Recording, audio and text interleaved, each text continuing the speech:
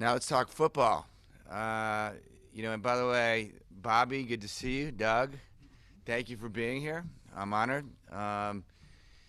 So first of all, I'd be lying if I didn't say that I wish we were in New Orleans.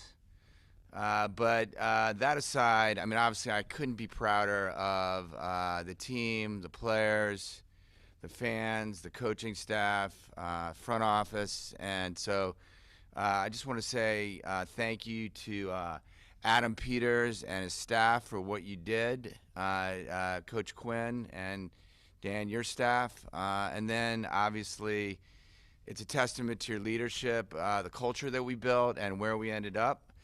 NFC Championship game, first time since 1991.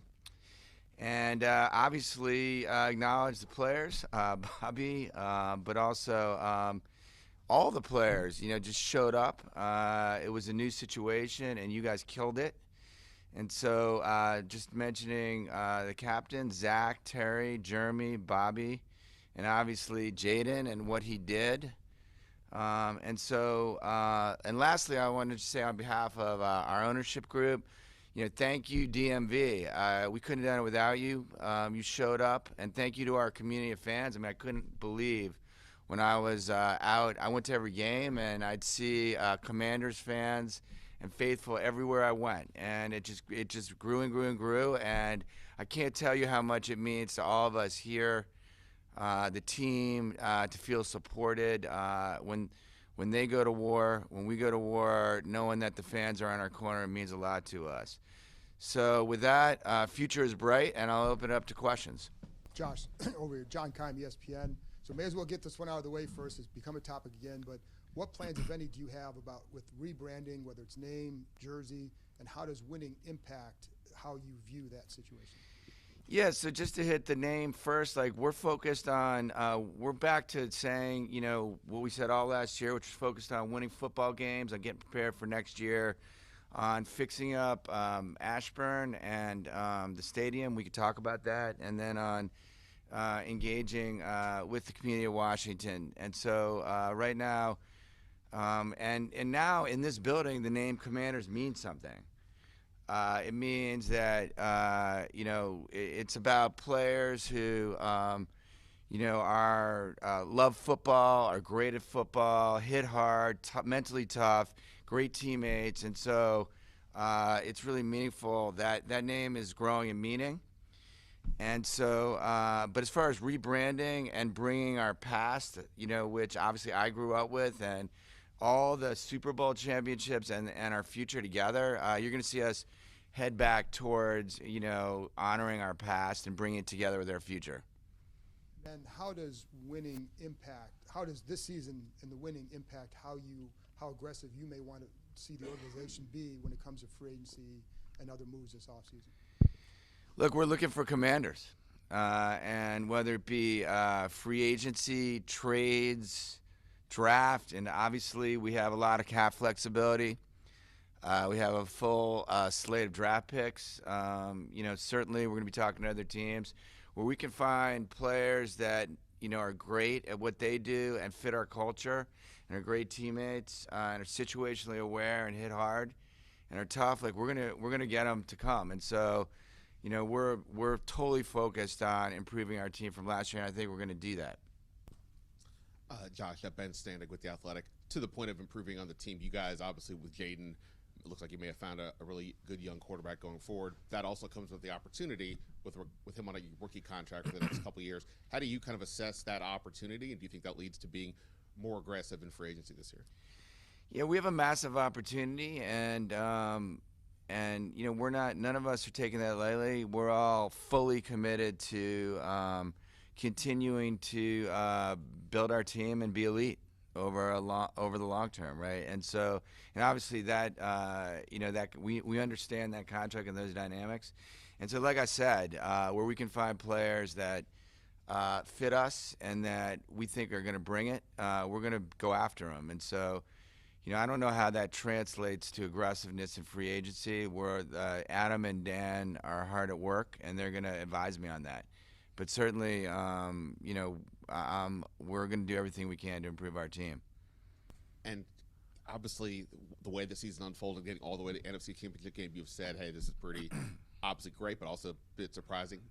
You can tell us now, what were your realistic expectations going into this last year about what you guys thought you would actually do? Look, I knew we were going to go to. No, I'd say I predicted. No, look. Obviously, the season came out amazing and better than anyone expected, and no one could have sat where we were all sitting at the beginning of the season, where we had entirely, for the most part, a new coaching staff, a new front office.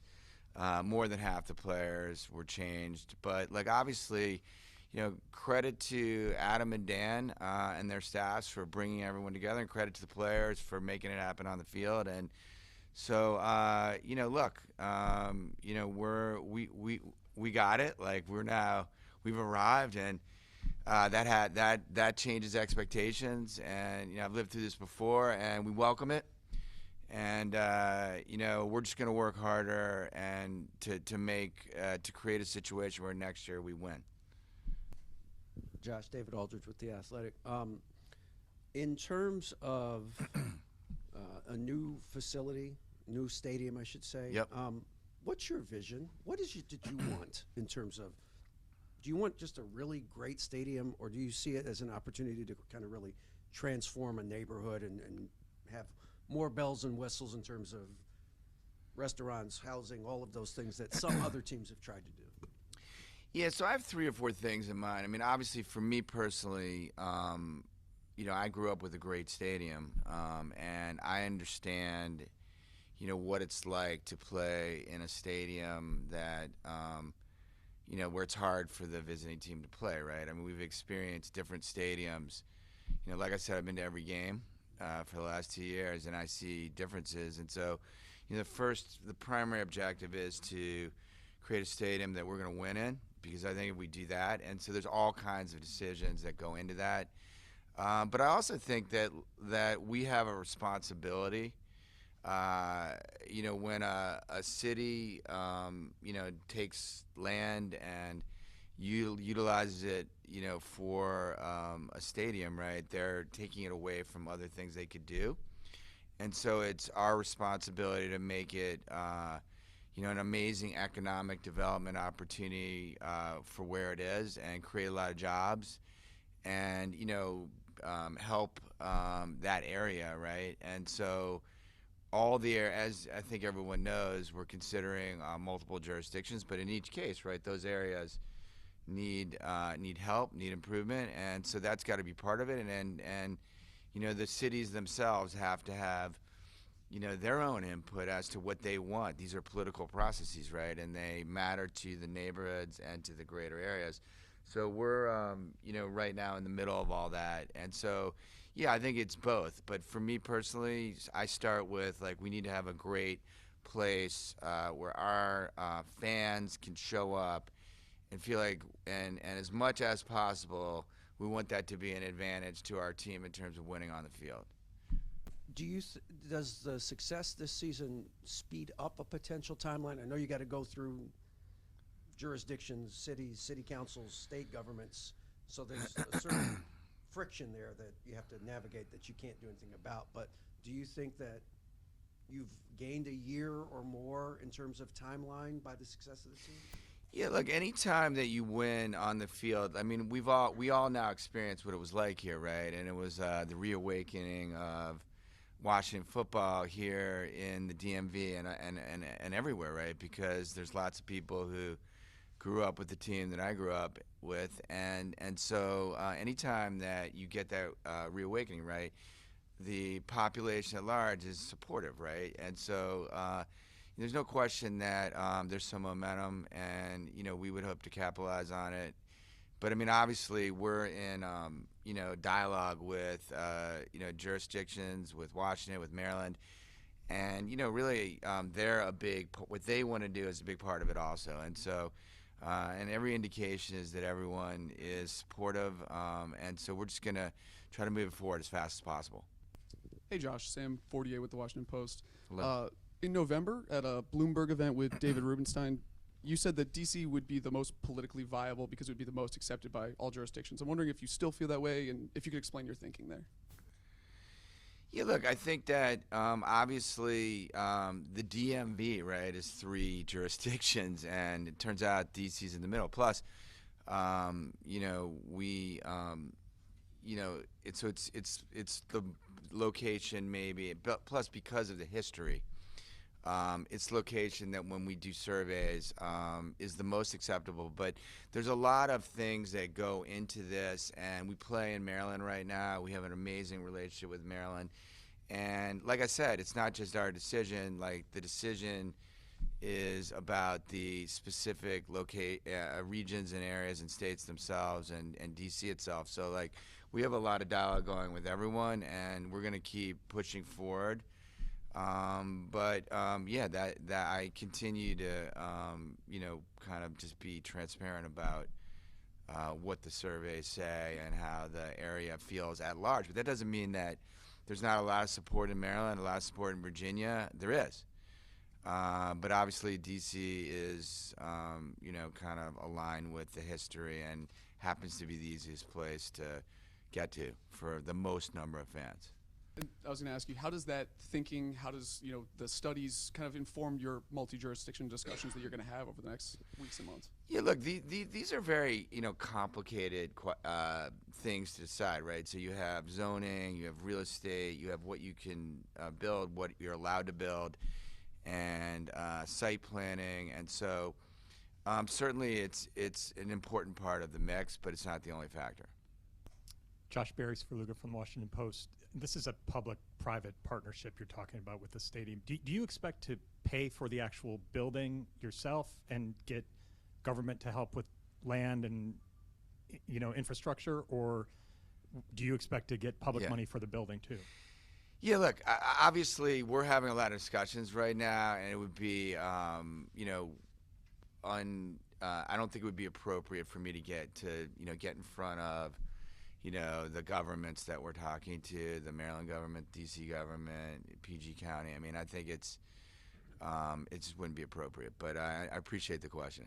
And just kind of a minutia thing, Dan Quinn at the end of the season talked a little bit about your kind of week-to-week input with Adam and him going through the process. He mentioned Friday calls. Wherever you were around the world, you were always available, and what do you get out of that? What was the process like, and what sort of what's the advantage for you to having such? Yeah, I'm just learning, to be honest with you, from people who've been kind of good at this for a long time, and obviously very happy with what we've got here, and but ultimately, right, to a large extent, I have professionals running the team, running the front office, and so I'm somewhat deferring to them. But obviously, ultimately, right, I have to make sure that I understand, what's going on enough that if there was something that I disagree with, I would, involve myself. But right now, very happy with the leadership I have in place. Josh, Steve Weiner from the Associated Press. Following up on John's question earlier, is it safe to say the commander's name is around just to stay? Is that safe to say from your standpoint? Yes. And we're actually, I think it's now being embraced by our team, by our culture, by our coaching staff, and so we're going with that. And I'm curious, how did your experience kind of dealing with the city of Philadelphia and Comcast and all that with the arena kind of affect your stadium thoughts here? And obviously you're dealing with 3 jurisdictions here, maybe 2 there. How did that sort of affect or maybe help you prepare for this? Yeah, look, anytime you go, like our North Star, it really is the same approach, which is ultimately like what's the best, like I said, there's a lot of factors, but what's the best thing to do for the underlying population, kind of.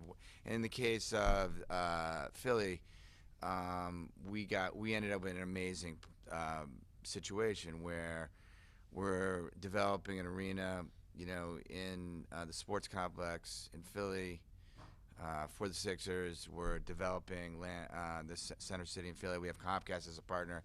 We're getting hockey and basketball. So I think that we ended up with an amazing situation, and for Philly, right? And obviously it's a little more complicated here because it's multi-jurisdictional, but we're keeping our eye on the same thing and trying to balance everything and do what we think is the best thing for the city, for the overall region, and the fans.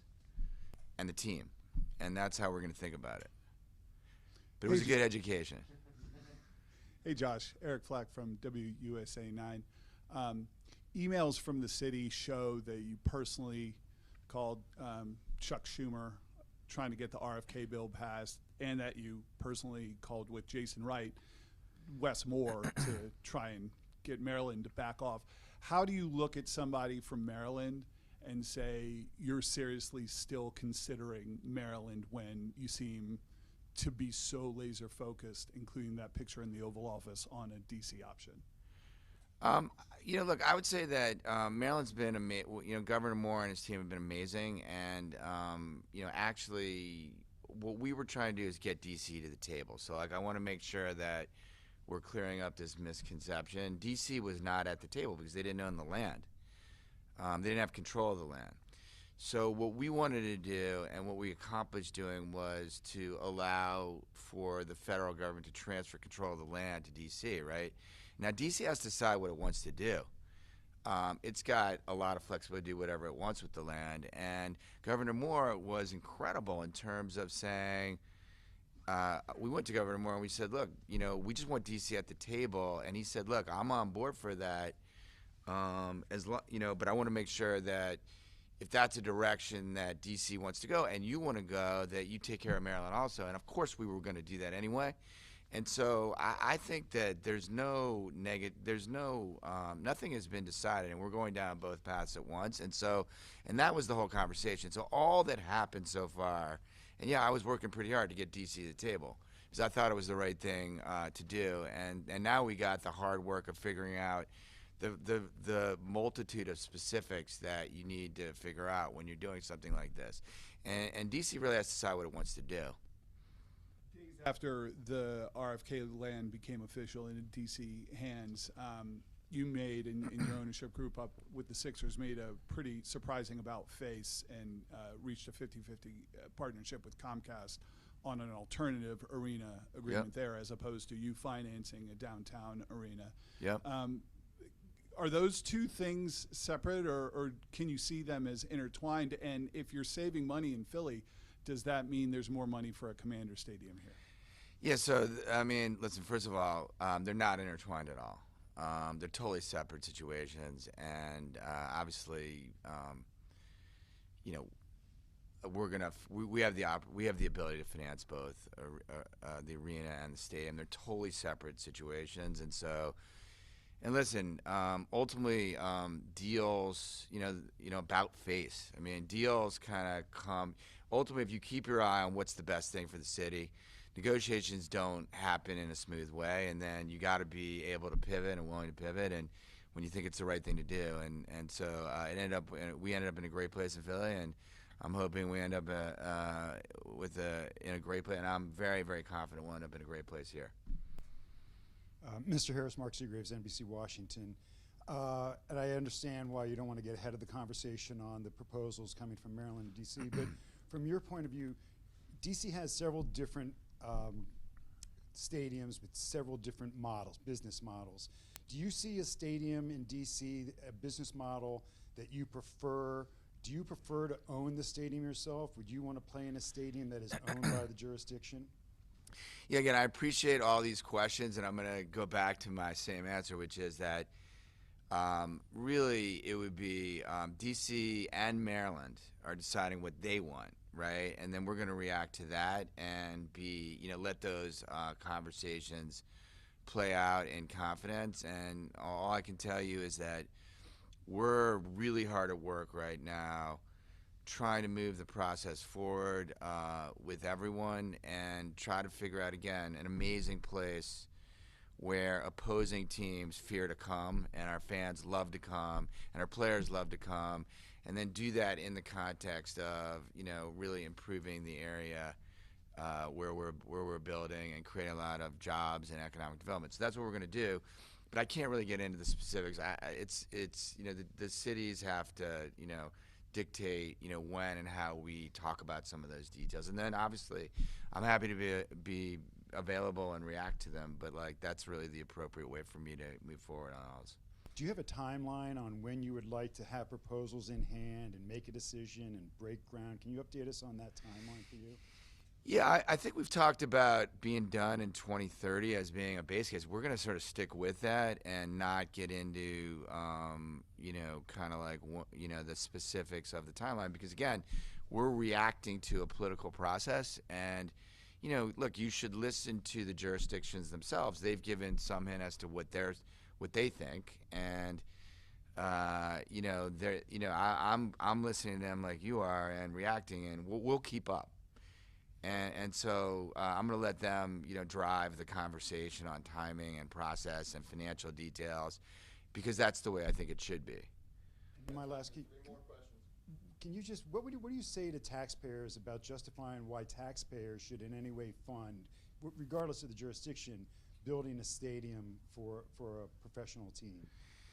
Yeah, again, I think that by and large, anything we do will create massive economic opportunity for that area, from thousands of jobs to, a ton of economic opportunity moving forward, construction jobs, and a lot of development opportunity around it. And so that'll all be in the mix, right? And I understand that question, right? And I've been through this. And the cities are going to make that case, and then we're going to stay behind the cities and allow them to make the case they want to make. But certainly, that will all be. It's going to have to make sense for the people living there, right? And the communities themselves, of course, no question. Hey, Jess, Scott Abraham, ABC7. Obviously, this time last year, you officially announced that Dan Quinn was going to be your head coach. So quite the 12 months for you. What are you most proud of over these 12 months?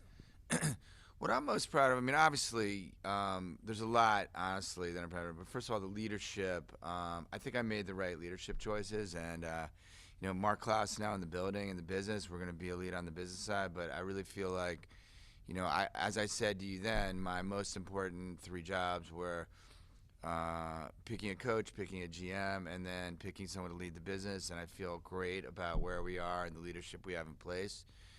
Secondly, I feel super proud, obviously, of how excited and happy the Washington community is and the reawakening of Washington football. And that's everything from like how we played on the field and, what we did on the field. And really, obviously we won 4 games last year, and to be going to the NFC Championship, how can you not be proud of that? I'm very proud of that and very appreciative of the players and everyone who was involved in that. But also, listen, I wandered around. I made it a point of meeting a lot of fans in the stadium, outside of the stadium, and people are super happy here. And, people were literally crying in bars, and grown men, grown women, and it's really helped the happiness and the excitement. And there's very few things in the DMV that unites the whole DMV, and the Washington Commanders is like front of the list. And so that's probably the thing I feel most proud about, that people here are appreciative of Washington football again, like I felt when I was growing up. And so let's keep it going. Clearly, there's a lot of talk with the new stadium, but what about a training facility? Are you committed to keeping it here in Ashburn? Obviously, you invested in a brand new grass field. What are your thoughts on maybe building a new training facility in a different jurisdiction, or do you have plans just to stay here in Ashburn? Yeah, so first of all, we're going to do a lot of things in the offseason to make players' lives better, to make coaches' lives better, to make front office lives better, and obviously, whether it's the wet area, the weight room, our indoor facility, you're going to see a lot of changes here, and you're going to see a lot of changes in the stadium. We're going to continue to build on, the $75 million we had earmarked, so that'll be north of 100. We got a whole bunch of plans to help the premium areas, to continue to build infrastructure and to continue to make the upper deck better. A lot of stuff. And so, but here, really, we're going to focus right now on the stadium itself, and and I think the players like to be here, coaches like to be here. That's not to say that we won't revisit it over time, but we're focused on fixing this place up right now. We're certainly, going to look at that, but like right now, the big project is the stadium, and so right now we're going to spend a lot of money trying to make this place better for the people that work, live, and play here. Thank you, guys. Thanks, everyone. Bye-bye. Next time I need a better chair almost.